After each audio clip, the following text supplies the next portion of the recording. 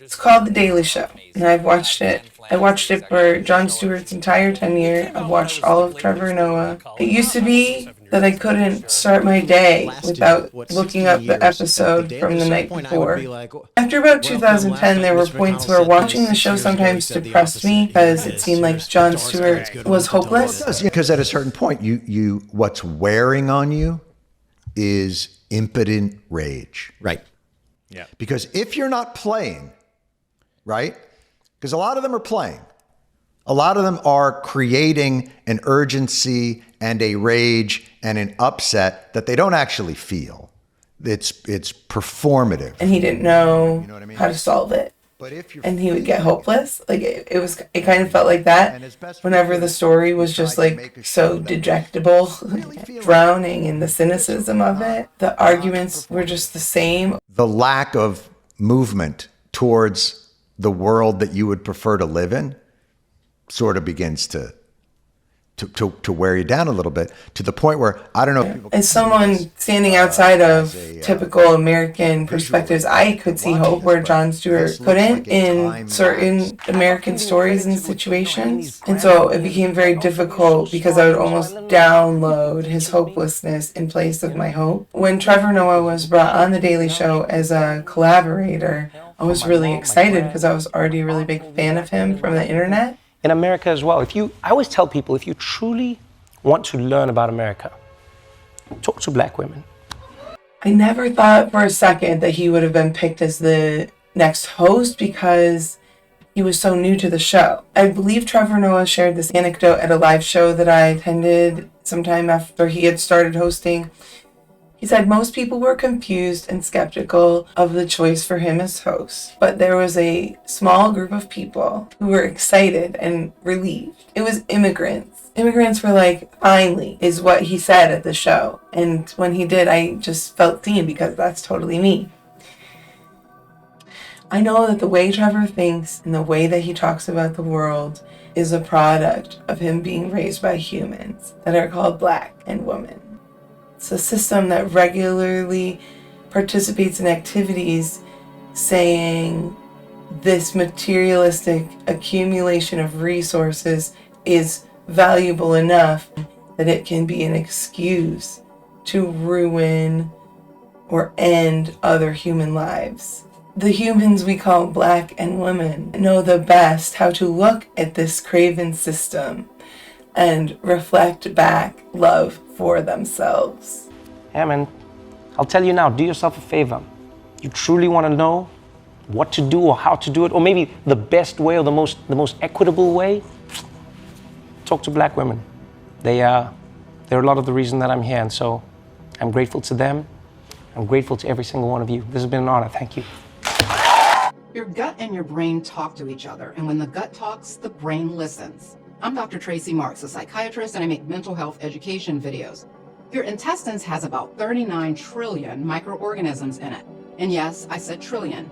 We call this collection of organisms the microbiome, and it consists mostly of bacteria, but it also contains viruses and fungi. Collectively, it weighs about 3 pounds, which is the same weight as your brain. We feed these organisms and they produce chemicals that we need. They send messages to the brain through the vagus nerve.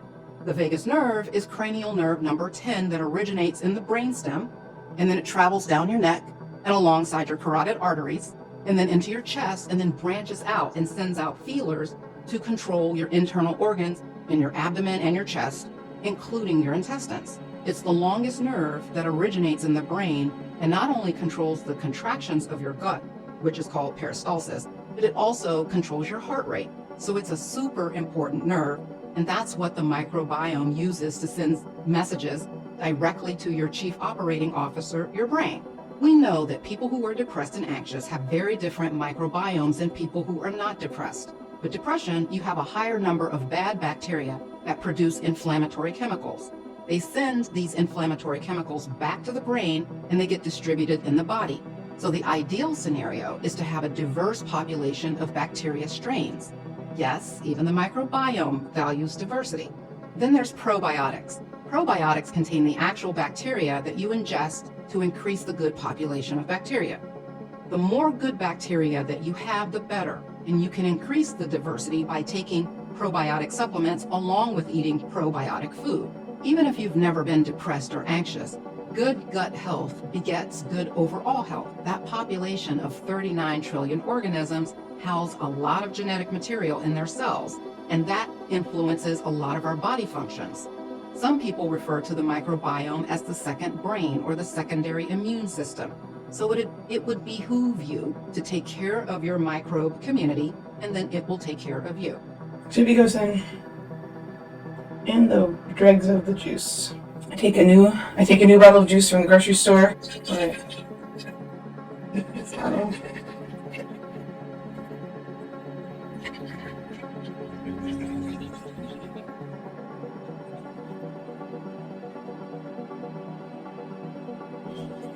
Just pour a little bit more back in here. This is so that I can pour it back into here.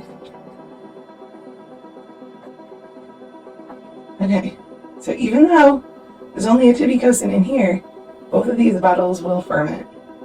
Just have to seal them up.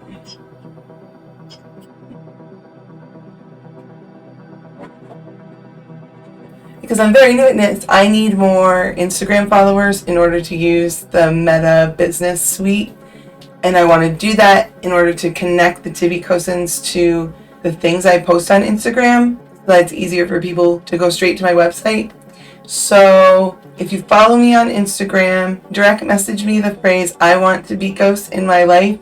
I will send you a code so you can have a free order of tibicosins and, try it out for yourself. Try it out for yourself. Regardless of who sits in the chair at The Daily Show, or in any chair of any late night television talk show, and whether she's directly or indirectly related, it's the perspective of the enlightened Black woman that brings the most hope and makes these comment shows most effective at catching eyeballs and hearts every night. So if the people producing The Daily Show want to be the most authentic version of this commentary that they developed, then they really should put a human called Black woman in that host chair. What? A black woman? A black woman? You've got a crazy CV in that regard. Being a tiny part of all of those things was wonderful and obviously feels great, but I gotta be honest, being the host of The Daily Show permanently would just pay way more than running for office. Exactly. So I just, Running for office pays very little at all. Right.